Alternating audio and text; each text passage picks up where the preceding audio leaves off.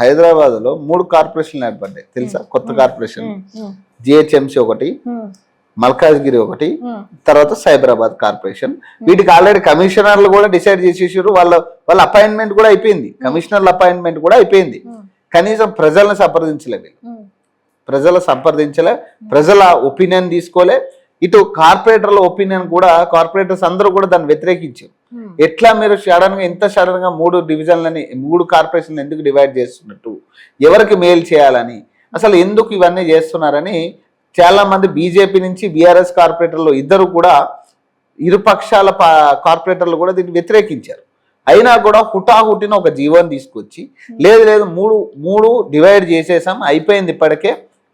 So మూడిట్లకి కమిషనర్లు పెట్టేసిన, వాళ్ళ నియామకాలు సంతకాలు కూడా అయిపోయినాయి. దీని ప్రధాన హెడ్ ఆఫ్ ది డిపార్ట్మెంట్ గా జయేష్ రంజన్ అనే ఒక ఐఏఎస్ ఆఫీసర్ ను కూర్చోబెట్టారు పైన. ఇంత హుటాహుటిన రిటైర్డ్ అయిందా లేకపోతే రన్నింగ్ లో ఏజ్ లో ఉన్నాయి? రిటైర్డ్ అయిన ఐఏఎస్ ఆఫీసర్ అయింటాడు ఆయన, నాకు గెస్ కరెక్ట్. ఇప్పటి ఆయన అయితే కాదు, ఆయన ఎప్పటైనా ఉండొచ్చు. అందుకే ఇదంతా తీరు రిటైర్డ్ అయ్యేసే ఉంటాడు ఖచ్చితంగా. ఆయన ఇంకా ఆయన నాకు తెలిసి ఆయన ఏజ్ 70-80 ఉంటది. ఇంకా అట్లా కొన్నది. మనం ఇవన్నీ లిస్ట్ చూపించినాం కదా ఒకసారి.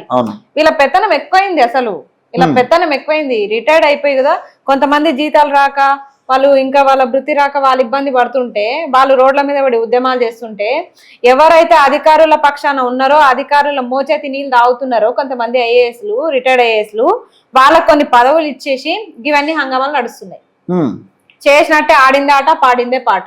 ఇప్పుడు ఈ 2 సంవత్సరాలు ఇంతే భరించాల్సిందే, తప్పదు. అంటే ఈ 3 కార్పొరేషన్లు అవసరం అంటే ఏం చెప్తా? ఇప్పుడు ప్రజలకు అవసరం ఈ 3 కార్పొరేషన్. ఇప్పుడు ప్రజలను అడిగి నిర్ణయించలే అవి. మీ అధికారాల కోసం, మీకు కొన్ని టెండర్ల కోసం, మీ కొన్ని కాంట్రాక్ట్ల కోసం, మీ పనుల కోసం ఇవి ఏర్పాటు చేసుకున్నారు.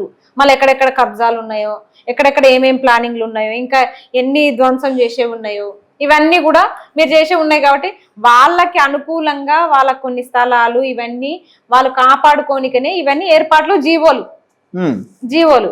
లేకపోతే ఇవన్నీ అవసరం లేదు అసలు. ప్రజలను అడిగి ప్రజల మేలు కోసం తెచ్చిన జీవోలా ఇవన్నీ? కాదు.